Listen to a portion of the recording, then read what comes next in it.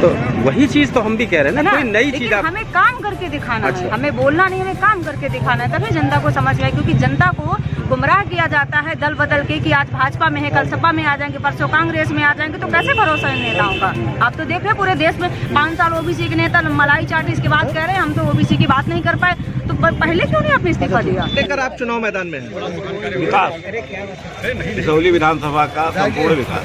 थोड़ा आगे करे चुकी है। पिछली बार भी आप चुनाव में रहे, कुछ ही अंतर के वोट से आप चुनाव हारे थे, इस बार क्या रहेगी, कैसी तैयारी है। इस बार सिसौली विधानसभा की जनता ने ठान लिया है कि सिसौली विधानसभा में भारतीय जनता पार्टी का विधायक प्रयास थोड़ा भाजपा के मौजूदा वहाँ राजेश गौतम विधायक रहे जी, उन्होंने कुछ नहीं, बस अब उनका देख लीजिए, वो अपने घर का रोड नहीं बना, जो उनके घर की तरफ रोड जाती है।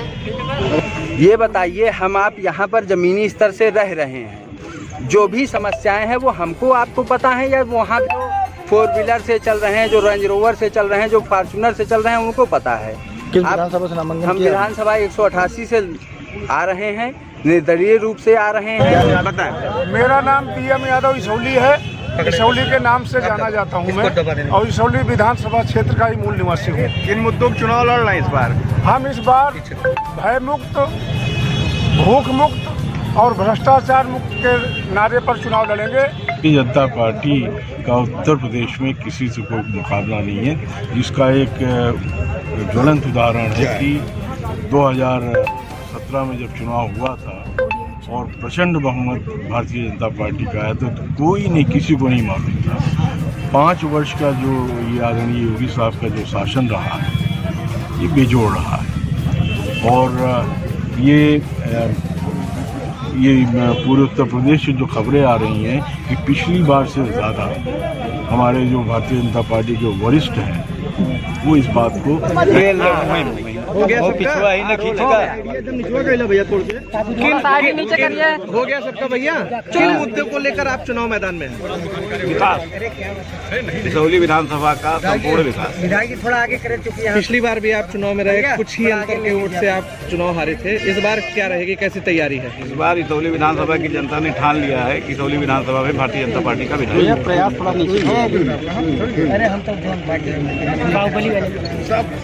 एक मिनट अब सिसौली में तो माफिया और न समाज में लोग रहेंगे, वहाँ केवल जनता का सेवक रहेगा और वो सिसौली विधानसभा का संपूर्ण विकास करेगा। ठीक धन्यवाद।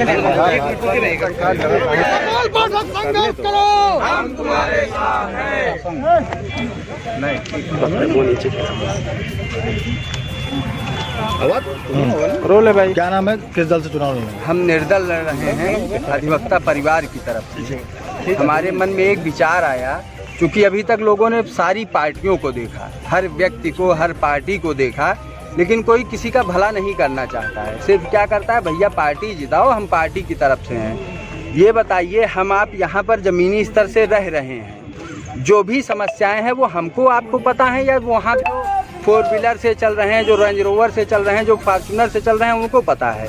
हम विधानसभा 188 से आ रहे हैं, निर्दलीय रूप से आ रहे हैं। क्या एजेंडा है आपका चुनाव? हमारा एजेंडा ये है कि हम सबका विकास करें। हम अकेले धनवान हुए तो क्या हुए, हमारे क्षेत्र में आप कहीं भी चले जाइए, 5 साल नहीं उसके पहले भी उठा के देख लीजिए, जितने भी आपके प्रत्याशी रहे हो, जितने भी आपके क्या कहते हैं पार्टी के विधायक रहे हो, सब के सब सिर्फ और सिर्फ क्या किए, पार्टी के नाम पर चले। भैया हम पार्टी के लिए हैं, हम पार्टी के लिए नहीं हैं, हम व्यक्ति के लिए हैं। हम हर व्यक्ति के लिए हैं जो पीड़ित है, हम हर उस व्यक्ति के लिए जो सत्य पर चलना चाहता है, जो गलत होगा हम उसके खिलाफ हैं, जो सही होगा हम उसके साथ खड़े हैं। आप अगर यहाँ विधायक बनते हैं तो सोनापुर जनता क्या सौगात मिलेगी, क्या देंगे, क्या है आपका? जो भी निधियाँ आती हैं, क्योंकि मैं देखिए पैसा नहीं लगा रहा हूँ, जो कहना 100 में सीधी बात है, मैं एक निर्दल प्रत्याशी हूँ, पेशे से मैं अधिवक्ता हूँ दीवानी न्यायालय में।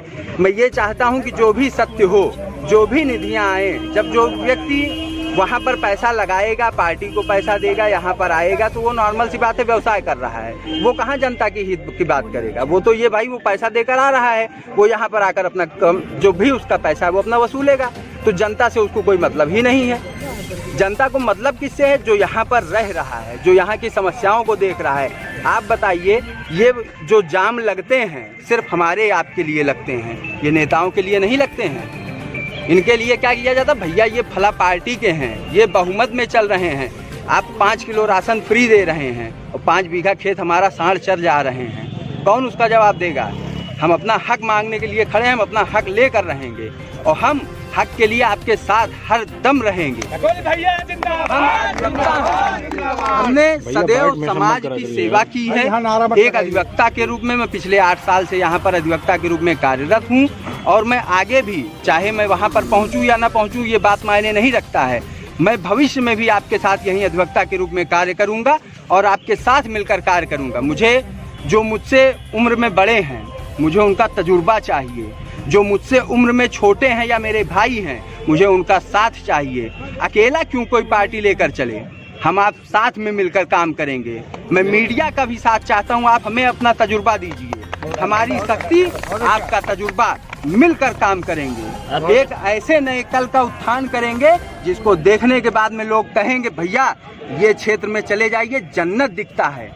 एक व्यक्ति अगर नहीं कर सकता है, ठीक है, मान लीजिए मैं निर्दल आ रहा हूं आपके यहाँ से, मैं वहां पर विधायक बन गया, मेरी नहीं सुनवाई हो रही है, 1 की नहीं सुनेंगे ना, 10 की नहीं सुनेंगे, 100 की नहीं सुनेंगे, 1000 की सुनेंगे, लाख की सुनेंगे। हम आपके साथ खड़े हैं ना, आप आइए ना हमारे साथ, मिलकर लड़ते हैं। एक ऐसी आवाज उठाइए जो आपका हक है। हमें भीख नहीं मांगना है किसी से, हमें हमारा हक नहीं देंगे, हम छीनना जानते हैं। आपकी टक्कर किसके साथ होगी, किसको? हमारी टक्कर देखिए, हकीकत ये है कि कोई भी प्रत्याशी ऐसा नहीं है जो पूर्व में विधायक न रह चुका हो या किसी पार्टी से न रह चुका हो। ये पूरी जनता जानती है कि किसी ने कोई कार्य नहीं किया है। मैं किसी व्यक्ति विशेष का नाम नहीं लूंगा, किसी भी पार्टी का नाम नहीं लूंगा, लेकिन ये जनता जानती है कि उन्होंने क्या किया है। सिर्फ पार्टी के भरोसे 5 साल तक हाथ पे हाथ रखकर बैठे हैं। मुझे किसी ने कहा नहीं कि आप विधायकी लड़िए। मेरे मन में विचार है, मैं लेटा हुआ था, मुझे लगा कि अरे यार ये क्या हो रहा है समाज के साथ। सिर्फ पार्टी के नाम पर, जाति के नाम पर, धर्म के नाम पर। हम सबसे पहले इंसान हैं, पहले हमें इंसानियत के नाम पर चलना चाहिए। हम जाति धर्म लेकर क्या करेंगे? हम चाहते हैं हमारा क्षेत्र हमारे नाम से ना जाना जाए, हम अपने क्षेत्र के नाम से जाने जाएंगे। भैया फला क्षेत्र का वो विधायक, जैसे टिकट कटा है फिर दोबारा आपको मिला है, क्या वजह रही इसकी? बोला भैया देखिए, टिकट नहीं मिला था, मतलब जैसे उन्होंने प्रभारी घोषित किया था क्षेत्र में काम करने के लिए, उन्होंने काम किया, चूँकि थोड़ा उनका घर दूर था, हो सकता है कोई समस्या आई हो पार्टी में, इसलिए बहन जी ने जो हम पर विश्वास जताया, हमें आशीर्वाद दिया है और मैं उनके आशीर्वाद के साथ क्षेत्र में आया हूँ। बहन जी सूझबूझ की देता है, टिकट उनको मिला ही नहीं था, अपने आप उछालने लगे। प्रशासन एक विकास की सरकार, किसकी सीधे टक्कर किससे मान रहे हैं, भाजपा या सपा या बसपा? इस तरीके की एस्ट्रोलॉजी यानी ज्ञान तो नहीं है कि किससे है, ये तो आप लोग बेहतर बताएंगे। भारतीय जनता पार्टी के ही विधायक थे सदर से। भारतीय जनता पार्टी का उत्तर प्रदेश में किसी से कोई मुकाबला नहीं है, जिसका एक ज्वलंत उदाहरण है कि 2017 में जब चुनाव हुआ था और प्रचंड बहुमत भारतीय जनता पार्टी का है, तो कोई नहीं, किसी को नहीं मालूम था। 5 वर्ष का जो ये आदरणीय योगी साहब का जो शासन रहा है, ये बेजोड़ रहा है। और ये पूरे उत्तर प्रदेश से जो खबरें आ रही हैं कि पिछली बार से ज़्यादा हमारे जो भारतीय जनता पार्टी के वरिष्ठ हैं वो इस बात को कह रहे हैं और मान रहे हैं, और जनता जो सोच रही है उसी का एक ये।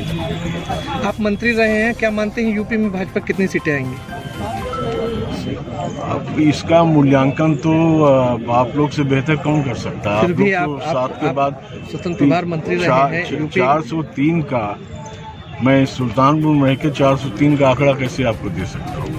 आपसे बेहतर कौन जानता है? आपकी वर्तमान में सरकार थी और यहाँ 188 से आपके ही विधायक थे, उनके द्वारा क्या कमियां रह गई थी जिनको आप पूरा करेंगे? नहीं, कमी का प्रश्न। तो काम उपलब्धि क्या थी, जो उनके द्वारा उपलब्धियां क्या थी जो इनको आप भुनाएंगे चुनाव में? ये भारतीय जनता पार्टी का, जैसे प्रवीण जी हमारे साथ खड़े हैं, ये मेरा सौभाग्य है कि आपने इस 188 विधानसभा सुल्तानपुर से आपने कहा कि भाई प्रत्याशी में प्रत्याशा में, लेकिन अगर भारतीय जनता पार्टी ने ये निर्णय कर लिया, आज देखिए ये प्रस्तावक हैं, साथ में कांग्रेस से गठबंधन लागू करें।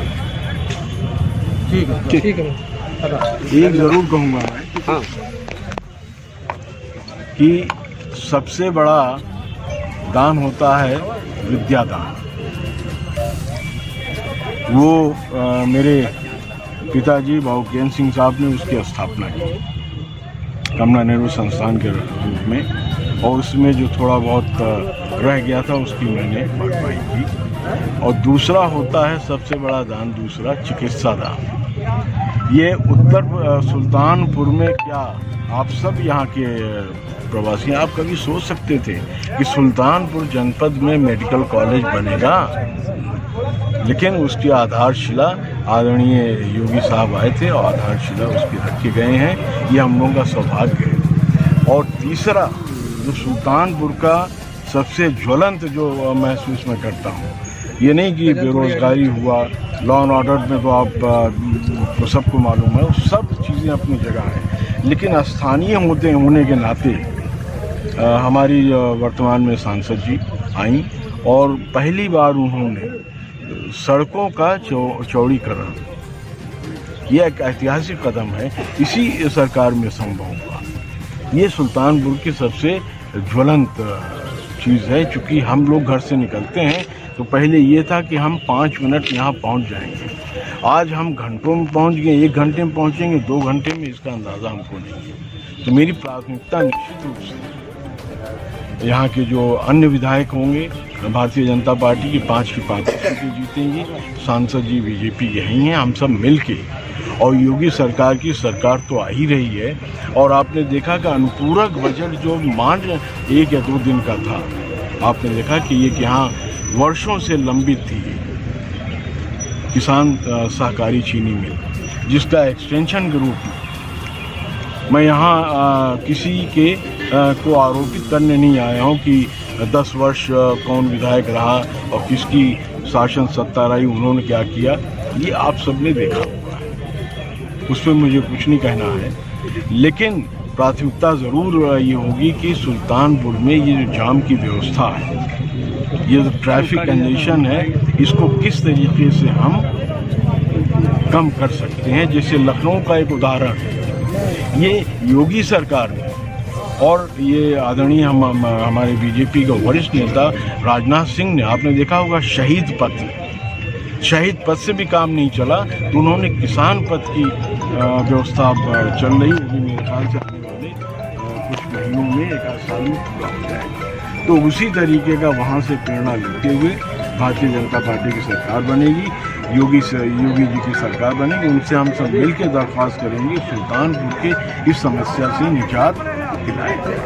आप चुनाव जीतने के बाद सुल्तानपुर को क्या अलग करेंगे? सुल्तानपुर नया क्या करेंगे? आप मंत्री भी रह चुके हैं। बड़ा यही है ना, क्या मुद्दा है कि किन मुद्दों को लेकर चुनावी मैदान में है? सर देखिए, हमारे यहाँ का सड़क नहीं बना हुआ है, और जैसे हमारा टारगेट यही है कि जो हमारे भाई अधिवक्ता लोग हैं और जैसे पत्रकार भाई लोग के लिए हम मतलब मीडिया वालों के लिए वो बनाएंगे, ऑफिस बनाएंगे। और जो हमारे यहाँ दोस्तपुर और सूरापुर में जो वो लगता है, जैसे ये क्या कहते हैं, योगी सरकार कहती है कि हमने गड्ढा मुक्त सड़कें बनाई हैं, आप कह रही हैं सड़क नहीं बनी। भाजपा के मौजूदा वहाँ राजेश गौतम विधायक रहे, क्या जी उन्होंने कुछ नहीं, बस अब उनका देख लीजिए, वो अपने घर का रोड नहीं बना, जो उनके घर की तरफ रोड जाती है। अगर आप वहाँ के विधायक बनती हैं तो मेन मुद्दा क्या होगा? मतलब क्या आप क्या सौगात देंगे अपने गाजीपुर वासियों को? सर पहले नंबर तो हम सड़क सही करवाएंगे, और जो दोस्तपुर और सूरापुर में वो जमा होती है उसको दूर करवाएंगे, और एक अच्छी सी विद्यालय बनवाएंगे जिसका सेवा मतलब फ्री होगा, बच्चे फ्री पढ़ेंगे। और मीडिया वालों के लिए एक भवन बनवाएंगे, स्थापना करवाएंगे। सर यही सब है। मैडम, आपके राष्ट्रीय अध्यक्ष कौन हैं? क्या सर? आपकी पार्टी के राष्ट्रीय अध्यक्ष कौन हैं? हमारा मेन मुद्दा है कि गरीबों का उत्थान। जो ये जितनी पार्टियां हैं, सभी पार्टियां ये विचार कर लेंगे कि गरीबों को लूटो। हर जगह भ्रष्टाचार फैला हुआ है, कहीं भी जाओ, चाहे प्रधान आवास में, कहीं थाने में जाएं, वहाँ रिपोर्ट लिखाने में, या आप 108 नंबर बुलाएंगे तो वहाँ पैसा आपको बिना दिए आपका काम नहीं हो सकता। यहाँ तक आप लोग भी जानते होंगे, अगर कोई लेखपाल आपके यहाँ अपना लाठा गिराता है तो वहाँ भी वो पैसा लेता है। कितना भ्रष्टाचार हो गया, और कोरोना काल में हमको इतना व्यथित कर दिया, हमको राजनीति में आना पड़ा। हम सोचे अगर शिक्षित लोग यहाँ राजनीति में आएंगे तो निश्चित रूप से गरीबों का उत्थान होगा। हमारा उद्देश्य केवल गरीबों के उत्थान के लिए है, ना कि हमको राजनीति में रुतबा हासिल करने के लिए। फिर विधानसभा का आपने नामांकन किया? 189 सदस्य। नाम क्या आपने कभी इस मुद्दे को लेकर? हाँ, हम दो बार हम आपके यहाँ 18 दिसंबर को हम आपके यहाँ जयसिंहपुर तहसील में SDM साहब को घेरे थे। 3 मुद्दे थे हमारे। पहला मुद्दा था किसानों का क्रय केंद्र इतना बदहाल हालत में था कि जो धान नहीं खरीदा जा रहा था, वो गन्ने के तौल में घटौली होती थी। दूसरा मुद्दा था शहर में और सड़क में जितने गड्ढे हैं, जो सरकार कहती है गड्ढा मुक्त क्या नाम गया है, ये सब गड्ढा युक्त है देश। हर जगह आप जाइए। और देश में आम आदमी का अस्तित्व रही, अपने आप को कहाँ पाते हैं? आम आदमी सब है। आम आदमी का अस्तित्व कौन नहीं कहता नहीं है। आम आदमी सभी है। कौन खास आदमी? पार्टी का बहुत अच्छा है। दिल्ली में क्या नाम है मैम और किस विधानसभा से आप हैं? मैं सुल्तानपुर 188 विधानसभा से आज मैंने नामांकन किया। मुद्दे क्या होंगे? मुद्दे हमारे ये हैं कि जैसे बेरोजगारी, महिलाओं पर अत्याचार, और आप देख रहे हैं कि विकास बिल्कुल हुआ नहीं है। मैम थोड़ा सा ब्रेक करेंगे। ये सारे मुद्दे सारे प्रत्याशी बोल रहे हैं, आप नया क्या जनता को दे रहे हैं वो बताएं। हमारा ये है कि सबसे पहले हमारी शिक्षा शक्ति मजबूत होना चाहिए। हमारी सबसे पहले प्राथमिकता विद्यालय, क्योंकि बोलने में और काम करने में बहुत अंतर होता है। बहुत सरकारें आ गई हैं, सभी लोगों ने देखा, लेकिन विकास किया हुआ 0 से जनता को गुमराह किया गया। लेकिन अब हम जनता को गुमराह नहीं होना चाहिए। और कोई मुद्दा आपने लिया है? क्योंकि जो भी मुद्दे चल रहे हैं सारी पार्टियां उसी को भुना रही हैं। आम जनता तो हमेशा घूमते, लेकिन काम कहाँ होता है? तो वही चीज तो हम भी कह रहे हैं ना, कोई नई चीज आप हमें काम करके दिखाना है। हमें बोलना नहीं, हमें काम करके दिखाना है, तभी जनता को समझ में आए। क्योंकि जनता को गुमराह किया जाता है दल बदल के कि आज भाजपा में है, कल सपा में आ जाएंगे, परसों कांग्रेस में आ जाएंगे। तो कैसे भरोसा है नेताओं का? आप तो देख रहे पूरे देश में 5 साल OBC के नेता मलाई चाटी इसके बाद कह रहे हैं हम तो OBC की बात नहीं कर पाए। तो पहले क्यों नहीं आपने इस्तीफा दिया? आप जब 5 साल पूरा हो तो आप इस्तीफा दे रहे हैं। मैं बबीरू की रहने वाली हूँ, मेरा जिला बांदा है, लेकिन मेरे राष्ट्रीय नेतृत्व का फैसला था कि मैं यहाँ चुनाव लड़ी, क्योंकि मैं भारत देश की नागरिक हूँ। मैं कहीं भी चुनाव लड़ सकती हूँ। जैसे मोदी जी ने बनारस में लड़ा, वैसे मैं यहाँ लड़ी सुल्तानपुर, और कुछ नया होगा। आपके सामने बहुत पुराने भी विधायक हैं, बहुत नए भी लोग हैं, इनके सामने आप कैसे फाइट कर पाएंगे? बिल्कुल फाइट करेंगे। हम महिला, सदियों से महिला आगे थी। जब देश संभाल सकती है, प्रधानमंत्री बन सकती है, तो क्या हम विधायक नहीं बन सकते? महिला बन सकती है कि नहीं बन सकती? क्योंकि पढ़े लिखे, जब तक पढ़े लिखे लड़का या लड़की, किसान की बेटी जब तक सदन में नहीं जाएगा, दहाड़ की नहीं बोलेगा, तब तक कोई भी पार्टी आ जाएगी, कभी विकास नहीं होगा। ये लिख दीजिए। ठीक मैम, थैंक यू। शिक्षा पे, चिकित्सा पे और रोडों का जाल बिछाने के विकास के मुद्दे पर चुनाव लड़ेंगे।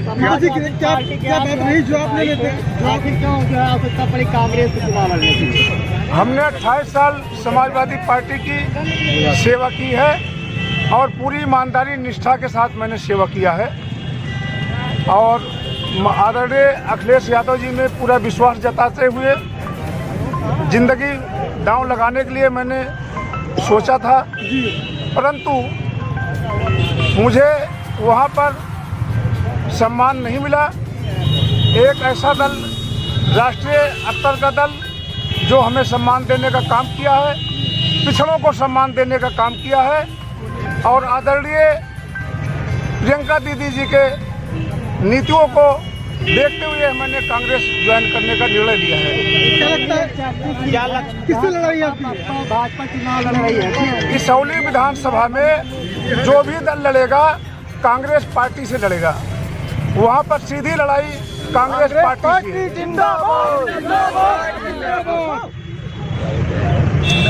ठीक है, और कुछ सवाल? ठीक है भैया, धन्यवाद।